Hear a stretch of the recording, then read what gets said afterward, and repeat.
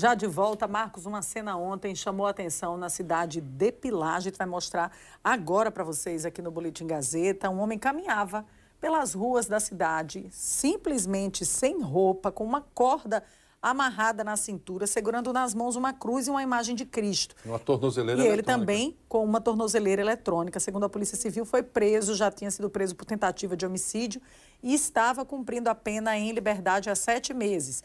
O rapaz entrou dessa forma aí que a gente está vendo na paróquia Nossa Senhora do Pilar e foi retirado do local por guardas municipais. A família explicou que o jovem vem sendo acompanhado por serviços de saúde mental e que apresentava, segundo a família, um quadro de surto psicótico. Ele chegou a ser internado no Hospital Portugal Ramalho, aqui em Maceió. Agora a gente quer entender o que é surto psicótico, até que ponto um surto pode levar a uma conduta ali, um comportamento exacerbado de alguém. Então, a gente convidou aqui a psiquiatra Jordana Farias para falar com a gente sobre isso. Então, quando o surto pode ocorrer e o que é surto psicótico, né? Então, bom dia, seja bem-vindo. Bom dia, obrigada pelo convite. Então, o surto psicótico, ele é uma quebra do curso do juízo de realidade, né? Então, o paciente, ele começa a ter confusão mental. E essa confusão mental, ela pode repercutir com delírios e, às vezes, alucinações também, né? Por exemplo, de um estímulo que não existe, por exemplo, uma alucinação auditiva, que o paciente está ali ouvindo vozes, não tem ninguém falando, mas ele tem essa percepção de alguém falando no ouvido dele. Não é só auditiva, porque a mais conhecida é auditiva, mas às vezes olfatória. Tem pessoas que têm uma alteração sensorial de sentir cheiro de podridão e não tem nenhum mau cheiro, né? E o delírio da desorganização, de confusão, de achar que está sendo perseguido, que alguém quer fazer mal para ele, ou então que tem uma entidade superior, tipo Deus, ou então alguma força da natureza que está ali se comunicando com ele, né? Ou então que colocaram algum chip, né? E ele fica ali agoniado, e alguém fez alguma coisa comigo, porque realmente ele se afasta, né, desse juízo de realidade, que a gente percebe o mundo real, e ele começa a ter essas confusões mentais, né? Uma pessoa em surto, ela pode receber propriamente uma indução para fazer alguma coisa, isso? Nesse caso, ele estava nu, com uma corda amarrada, uma imagem de Cristo segurando. Ele teria, dentro do próprio surto, ouvido essa orientação para sair assim na rua, como uma espécie de manifestação? Isso pode ocorrer através da própria mente? Muito. Ele estava desorganizado como um todo, né? Você vê que ele estava até numa hipercinesia, andando para lá sem motivo, sem propósito, despido, né? Então, cadê o senso moral de perceber, poxa, eu estou aqui sem roupa? Então, você vê a desorganização da mente, né? Provavelmente ele estava ali com delírios, com alucinações, e aquilo fez todo aquele comportamento dele tão desorganizado, né? E o que impacta, por exemplo, eu como psiquiatra, é das pessoas fazerem muita chacota, né? Porque a gente, ao longo da história, a gente tem esse estigma pesado com a psiquiatria. E ele ali também estava correndo risco, concorda? Ele estava ali andando, ele poderia ter se machucado, ele poderia ter andado e ter escorregado de algum lugar, ou então ele ter se colocado na frente de um carro e ser atropelado. Então, assim, as pessoas têm uma visão que paciente psiquiátrico é 100% violento. Lógico que ali ele numa agitação psicomotora, se você for tentar confrontar o delírio dele, ele pode ficar mais agitado, mas a maioria das vezes esses pacientes, eles são vítimas de violência, né? Então, assim, eles correm risco também de estar naquela situação.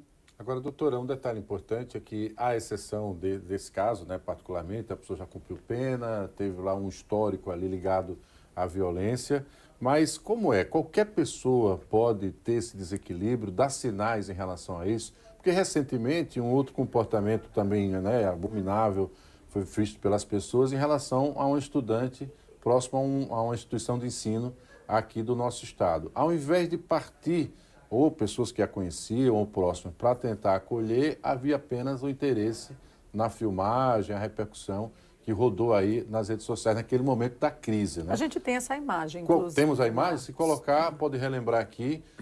Qualquer pessoa pode, de alguma forma, em algum momento, ter essa situação, entrar em surto dessa maneira? O ser humano, ele tem muita vulnerabilidade, né? Existem os transtornos da psiquiatria, que têm a contribuição genética, exemplo, a esquizofrenia, a bipolaridade. Tem também os fatores ambientais, como o uso de substâncias ilícitas, né? Alguns tipos de drogas. E também o quesito de fatores emocionais, assim, evento traumático, também pode ajudar a contribuir para que o paciente tenha uma quebra do curso de vida da realidade, né? De ter um surto psicótico. Então, assim, existem os fatores epigenéticos, onde a genética tem a sua influência e o fator ambiental também tem sua influência. Então, assim, o que eu sempre falo, né? A gente tem que cuidar da nossa saúde mental.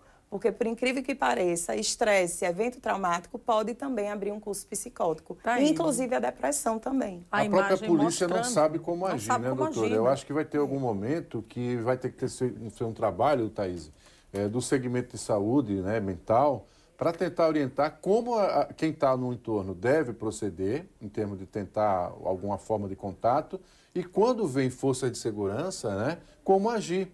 Porque Ela o foi processo de mobilizada imobilização ali. é como se ela fosse uma criminosa, e na verdade é alguém doente que precisa de ajuda, né, doutora? Você vê que ela subiu no carro, ela poderia ter cometido ali um acidente grave com ela, né?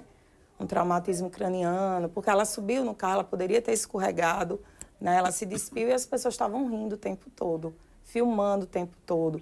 E depois que isso passar, como é que ela fica? Como é que a família fica? Porque ela é um indivíduo que ela tem uma história. Ela estava indo para uma faculdade, né? E o depois, né? Então, a gente tem que ter certo cuidado, empatia, se colocar no lugar do outro. Se fosse teu filho, a gente não sabe o dia de amanhã. Pode ser um filho, pode ser um primo, pode ser uma mãe, pode ser um irmão. Doutora Jordana, como é que é o diagnóstico? Esse paciente ele tem surtos psicóticos. Se leva em consideração a recorrência? Se ele só teve um surto, que pode ter sido ali um problema que vai piorar, vai levar a outro. E que precisa de um tratamento, um acompanhamento. Mas pode não ter sido isso, pode ter e não ter mais nada e ficar bem e não precisar de um tratamento. Como é que se consegue identificar isso? Que tipo de exame, de teste se faz num paciente como esse? Recentemente teve um surto psicótico breve de uma participante do Big Brother Brasil. Lembra desse caso? Que ela ali ficou confinada, o estresse, ela ali não suportou. Né? E ela abriu, a Vanessa, um quadro psicótico breve que depois ela melhorou.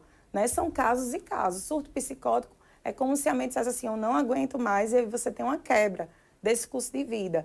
Então, é algo que a gente não tem como prever. A gente consegue identificar alguns sinais anteriores a esse curso psicótico.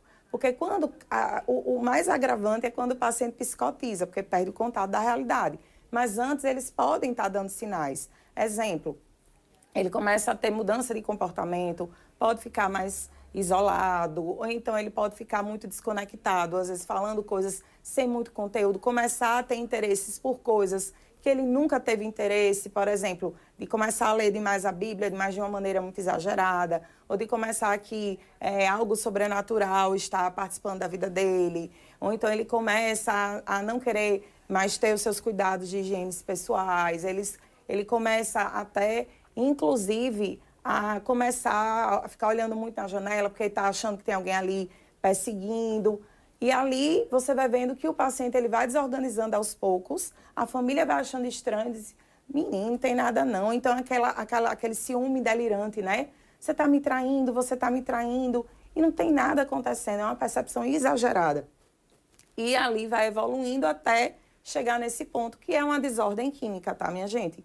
É um processo neuroquímico que acontece dentro do cérebro, que está ligado principalmente à dopamina em algumas regiões do cérebro, mesolímbica, mesocortical, né? Por isso que a gente tem que ter cuidado com o uso das drogas, porque mexe com toda essa neurobiologia química do cérebro da gente, que tem que estar em equilíbrio. Então, tem sim uma desordem também neurobiológica, tá? Olha aí, isso né? aí, né? Importante. Agradecer, é um assunto que a gente vai trazer em outros momentos, né? Está bem alta.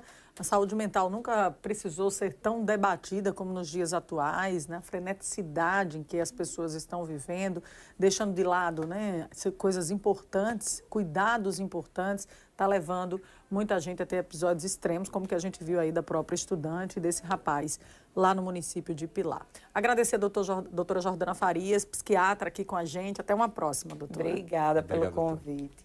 E é isso, Marcos. Me preocupa o fato de um